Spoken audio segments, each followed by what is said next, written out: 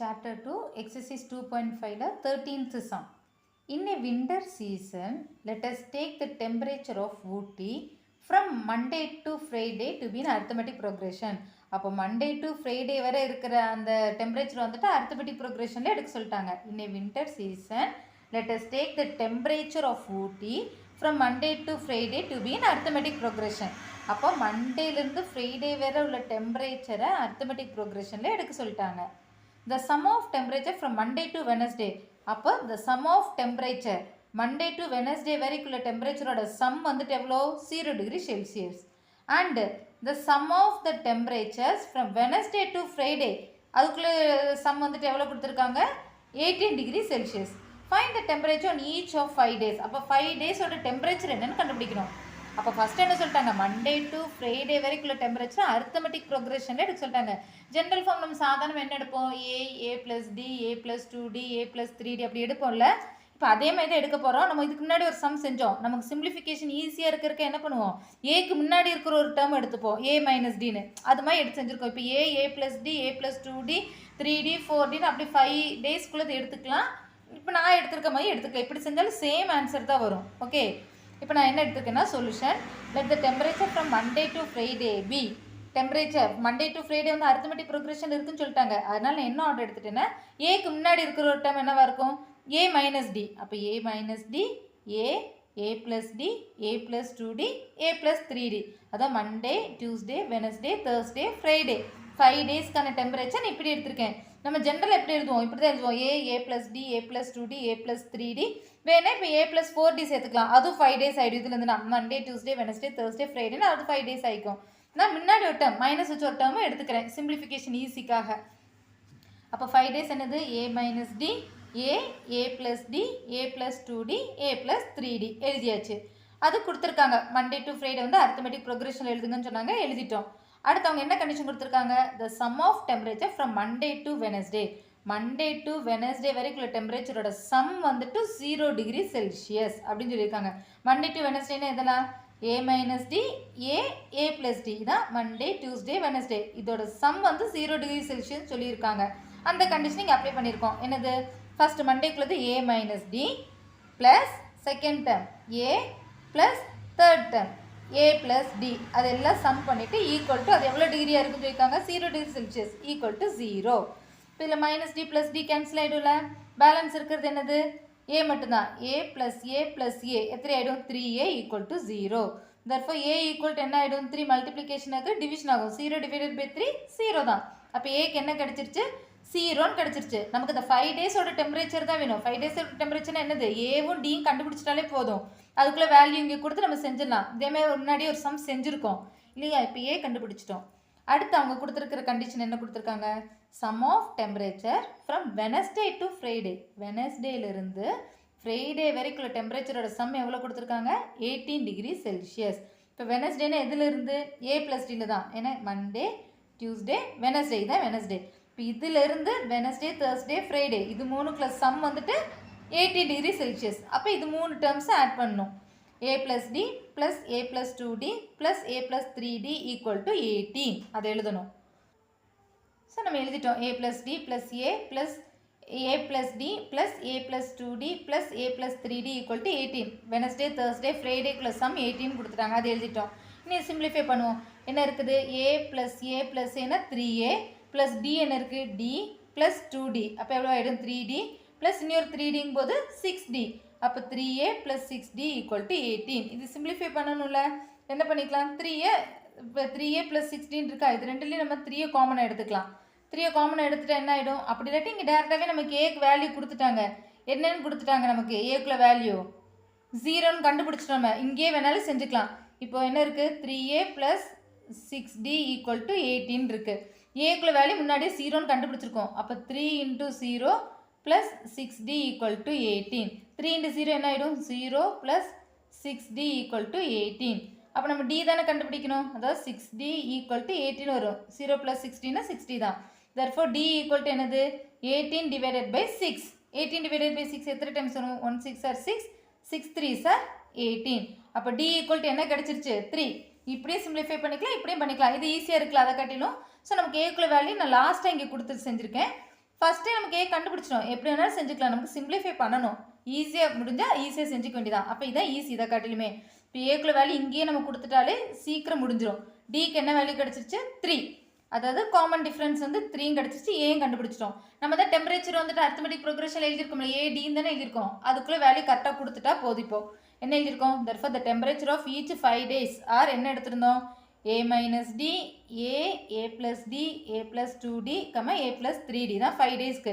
இப்போ ஏவும் டின்னு தெரிஞ்சிச்சு. அதுக்குள்ளே வேல்யூ கொடுத்துக்கலாம். ஏக்கு என்ன கண்டுபிடிச்சோம்? ஃபஸ்ட்டு 0, டிக்குள்ளே வேல்யூ 3. அப்போ ஏக்கு டிக்கு அதுக்குள்ளே வேல்யூ கொடுத்தா போதும். ஏக்கு பகரம் 0 மைனஸ் டிக்கு பகரம் 3, அடுத்த டேர்ம் என்னது? ஏ 0, அடுத்த டேர்ம் ஏ ப்ளஸ் டின்னு இருக்கு. அப்போ 0 ப்ளஸ் 3, அடுத்து a plus 2d, 0 plus 2 into 3, 0 plus 3 into 3 எழுதிட்டோம். இப்போ 0 minus 3 எவ்வளோ? -3 தான். அப்போ -3 டிகிரி செல்சியஸ். என்ன டெம்பரேச்சர் டிகிரி செல்சியஸில் தான் கொடுத்துருந்தாங்க. நமக்கு டெம்பரேச்சர் தான் எழுதுகிறோம். இப்போ சால்வ் பண்ணிவிட்டு நீ கிடைச்ச ஆன்சரை டிகிரி செல்சியஸில் எழுதணும். இப்போ -3 டிகிரி செல்சியஸ். இது 0 தான். 0 degree Celsius, 0 plus 3னா 3 degree Celsius, 0 plus 2 into 3ன்னு வருது. 3 2s are 6, 6 plus 0 0 6 தான். ஸோ அதனால் 6 degree Celsius, 0 plus 3 into 3, 3 3s are 9, 9 plus 0நாலும் 9 தான். So 9 degree Celsius. அப்போ 5 டேஸ்க்கான டெம்பரேச்சர் நம்ம கண்டுபிடிச்சிட்டோம். இதுதான் ஆன்சர். ஈஸியாக தானே இருக்குது. அவ்வளோதான். 14th sum. Priya earned rupees 15,000 in the first month. 15,000 first month salary வந்து 15,000 வாங்குறாங்க. Thereafter her salary increased by 1,500 per year. Per yearக்கு வருஷத்துக்கு ஒரு தடவை 1,500 இன்க்ரிமெண்ட் கிடைக்குது. இன்க்ரீஸ் ஆகுது அவங்க சேலரி. அதாவது இப்போ 15,000 சேலரி வாங்குறாங்க. அந்த வருஷம் ஃபுல்லாக 15,000 தான். நெக்ஸ்ட் இயரில் அவங்களுக்கு என்ன ஆயிடுது? Thereafter her salary increased by rupees 1,500 per yearக்கு தான். வருஷத்துக்கு ஒரு தடவை 1,500 இன்க்ரீஸ் ஆகுது. அப்போ ஃபஸ்ட் இயரில் அவங்க 15,000 வாங்கினாங்கன்னா செகண்ட் இயரில் என்ன ஆகும்? 1,500 கூட என்ன ஆகிடும்? 15,000 ப்ளஸ் 1,500னா 16,500 செகண்ட் இயர்லேருந்து. தேர்ட் இயரில் என்ன ஆகிடும்? அவங்களுக்கு இன்னொரு 1,500 கூடும் தேர்ட் இயரில். அப்போ என்ன ஆகிடும்? 16,500 ப்ளஸ் 1,500 18,000. அப்படி வருஷத்துக்கு ஒரு தடவை 1,500 அவங்க சேலரி இன்க்ரீஸ் ஆகுது. ஒரு வருஷம் இது வாங்குறாங்க, அடுத்த வருஷம் 1,500 இன்க்ரீஸ் ஆகுது, அதுக்கு அடுத்த வருஷம் இன்னொரு 1,500 இன்க்ரீஸ் ஆகிட்டே போகும். ஓகே, அதான் இங்கே கொடுத்துருக்காங்க. Priya earned rupees 15,000 in the first month. Thereafter her salary increased by 1,500 per year. Okay, her expenses are rupees 13,000 during the first month. இப்போ அவங்களோட எக்ஸ்பென்சஸ் எவ்வளோ ஆகுது? 15,000 சேலரி வாங்கலையே அவங்களோட எக்ஸ்பென்சஸ் எவ்வளோவா இருந்திருக்கு? 13,000 இருந்திருக்கு during the first monthல. And the expenses increased by rupees 900 per year. அப்போ per இயருக்கு ஒரு வருஷத்துக்கு இங்கே எக்ஸ்பென்சஸ் எவ்வளோ இன்க்ரீஸ் ஆகுது? 900 இன்க்ரீஸ் ஆகுது. இப்போ ஃபஸ்ட் இயரில் அவங்க 13,000 அவங்களோட எக்ஸ்பென்சஸ் இருந்துச்சுன்னா செகண்ட் இயரில் 13,900 ஆகுது. தேர்ட் இயரில் அது கூட ஒரு 900னா 14,800. அப்படியே அவங்களோட எக்ஸ்பென்சஸும் இன்க்ரீஸ் ஆகிட்டே போகுது. சேலரி இன்க்ரீஸ் ஆக எக்ஸ்பென்சஸும் இன்க்ரீஸ் ஆகிட்டே போகுது. How long will it take for her save rupees 20,000 per month? அப்போ அவங்களோட இப்போ சேவிங் இப்போ ஃபஸ்ட்டு இயரில் இதில் பாருங்களேன் 15,000 சேலரி வாங்குறாங்க ஃபஸ்ட் இயரில். அப்போ அவங்களோட எக்ஸ்பென்சஸ் எவ்வளோ இருக்குது? 13,000 ஆகிடுது செலவு. அப்போ பேலன்ஸ் எவ்வளோ சேவ் பண்ணுறாங்க? 2,000 தான் சேவ் பண்ணுறாங்க. 15,000ல் 13,000 செலவு போக ஃபஸ்ட் இயரில் 2,000 தான் அவங்க சேவ் பண்ணுறாங்க. அடுத்த இயர் வந்து நமக்கு 1,500 இன்க்ரீஸ் ஆகும், ஆனால் 900 அது கூட சேலரி இன்க்ரீஸ் ஆகும். அப்போ எவ்வளோ சேவ் பண்ணுவாங்க? அப்படியே சேவ் பண்ணுறத வச்சு லாஸ்ட் அவங்க 20,000 பெர் மந்த்துக்கு சேவ் பண்ணுறதுக்கு எத்தனை வருஷம் ஆகும்? How long will it take for the save rupees 20,000 per month? எத்தனை இயர்ஸ்? நம்பர் ஆஃப் இயர்ஸ் தான் கண்டுபிடிக்கணும். How long will it take? Number of years எவ்வளோ கண்டுபிடிக்கணும்? அமௌண்ட் கொடுத்துட்டாங்க இவ்வளோது 20,000 அமௌண்ட் சேவ் பண்ணுறதுக்கு எவ்வளோ வருஷம் ஆகும்? தட் மீன்ஸ் என்ன நம்பர் ஆஃப் இயர்ஸ் தான் என்னன்னு கண்டுபிடிக்கணும். ஓகே, இப்போ நம்ம கொடுத்தது ஒரு டேபிள் ஃபார்மில் எழுதிக்கலாம். இப்போ அவங்களோட ஃபஸ்ட் இயரில் இன்கம் எவ்வளோவா இருக்குது? ஒரு டேபிள் ஃபார்மில் எழுதியிருக்கேன். First year, second year, third year. ஒரு 3 இயருக்காவது எழுதினா தான் நமக்கு அந்த சேவிங்ஸ் வந்து எழுதுறதுக்கு நல்லாயிருக்கும். அதனால் அப்படி எழுதியிருக்கேன். First year, second year, third இயர்னு போட்டு. இப்போ ஃபஸ்ட் இயரில் அவங்க இன்கம் எவ்வளோ கொடுத்துருக்காங்க? 15,000.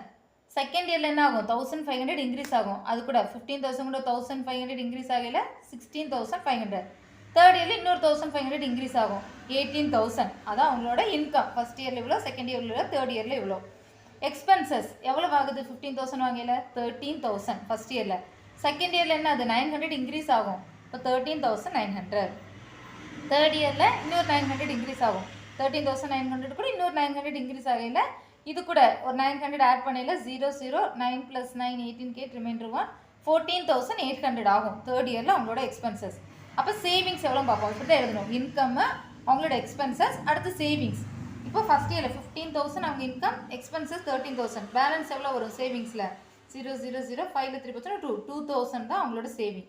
செகண்ட் இயரில் 0 0 15ல் 8 6 5ல் 3 2 2,600 செகண்ட் இயரில் அவங்களோட சேவிங்ஸ். தேர்ட் இயரில் அவங்களோட சேவிங்ஸ் எவ்வளோ இருக்குன்னா 3,200 இருக்குது. இப்படியே வந்துட்டு இருக்குது 2,000 2,600 3,200 இப்படியே வரையில் 20,000 எப்போ அவங்களுக்கு ரீச் ஆகும், எந்த இயரில், how long will it take for her save ₹20,000 per month. Per மந்த்துக்கு 20,000 சேவ் பண்ணுறதுக்கு எவ்வளோ வருஷம் அவங்க கேட்குறாங்க. ஹவு லாங் எவ்வளோ வருஷம் அவங்க கேட்குறாங்க. அப்போ நம்ம என்ன கண்டுபிடிக்கணும், நம்பர் ஆஃப் இயர்ஸ் தான் இங்கே என்னன்னு கண்டுபிடிக்கணும். அமௌண்ட்டு கொடுத்துட்டாங்க. அப்போ நமக்கு இது வந்து இங்கே பாருங்கள் 22,000 ப்ளஸ் 600 தான் 2,600. இது கூட ப்ளஸ் 600 பண்ணையில் தான் 3,200 இல்லையா. அப்போ இது அர்த்தமெட்டிக் ப்ரோக்ரஷனில் தான் இருக்குது. ஏன்னா அர்த்தமெட்டிக் ப்ரோக்ரஷன் இருந்தால் தான் அந்த ஃபார்முலா யூஸ் பண்ண முடியும். அதான் இங்கே எழுதிருக்கோம். It is arithmetic progression. Arithmetic progression நம்ம இப்போ என்ன கண்டுபிடிக்கணும், அமௌண்ட்டு கொடுத்துட்டாங்க, நம்பர் ஆஃப் இயர்ஸ் என்னு தான் கண்டுபிடிக்கணும். என் கண்டுபிடிக்கிறதுக்கு நமக்கு அந்த T n equal to A + n - 1 into டியும் வச்சு செய்யலாம். இல்லாட்டி என்னுக்குனே செப்பரேட்டாக ஒரு ஃபார்முலா இருக்குது. என்னது n equal to L - A / D + 1. அப்போ இதில் உள்ள வச்சு செஞ்சாலும் ஓகே. இப்போ நமக்கு என்னெல்லாம் வேணும், ADL தான் வேணும். ஏங்கிறது ஃபஸ்ட்டு டேர்ம் 2,000, டிங்கிறது காமன் டிஃப்ரென்ஸ், இதுக்குள்ளே டிஃப்ரென்ஸ் எவ்வளோ வருது 600, எல்லுங்கிறது லாஸ்ட் டேர்ம் கொடுத்துட்டாங்க அவங்களே 20,000. ஓகேவா. இப்போ n equal to L - A / D + 1. n equal to எல்லுங்கிறது எவ்வளோ 20,000 மைனஸ் ஏங்கிறது 2,000 பை டிங்கிறது 600 + 1. இப்போ 20,000 2,000 மைனஸ் பண்ணிட்டு எவ்வளோ ஆகும் 18,000 பை 600 + 1. இது நம்ம டிவைட் பண்ணல, 2 0க்கு 2 0 கேன்சல் ஆகிடும். அப்போ 1 6 are 6 6 3 are 18, இந்த ஒரு 0 30 டைம்ஸ் வரும். இப்போ ஈக்குவல் டு 30 இது டிவைட் பண்ணல ப்ளஸ் 1 30 + 1 31. அப்போ நம்பர் ஆஃப் இயர்ஸ் எவ்வளோ 31 இயர்ஸ் ஆகுது. அதாவது நமக்கு ஃபஸ்ட் இயரில் 2,000, செகண்ட் இயரில் 2,600, தேர்ட் இயரில் 3,200 இப்படியே சேர்த்து 20,000 அவங்க சேவ் பண்ணுன்னா எத்தனாவது இயர்ஸ்னால் 31 இயர்ஸ் ஆகும். 31 இயர்ஸில் தான் அவங்க வந்துட்டு 20,000 சேவ் பண்ண முடியும். இதான் ஆன்சர். புரிஞ்சதில்ல.